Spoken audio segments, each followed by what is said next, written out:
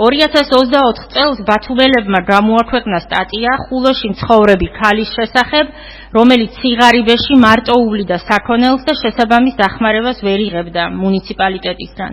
სტატიის გამოქვეყნების შემდეგ ბათუმელების მკითხველების მეშვეობით, დახმარებით და ბათუმელებმა დააორგანიზეს ახალგაზრდა ქალის დახმარების კამპანია, მას 97,000 ლარი შეუგროვეს და გადასცეს. 2021 წელს კორონავირუსის პანდემიის დროს ბათუმელებმა გამოაქვეყნა სტატია ბათუმის ოცნების ქალაქში მცხოვრებ უკიდურესად ღარიბ ბავშვებზე, ძმებზე, რომელთაც დედა კოვიდით დაეღუპათ, მამა კი ავარიით. ბათუმელებმა ასევე თავისი მკითხველების დახმარებით შეუგროვეს ბავშვებს 55,000 ლარი და გადაურიცხეს.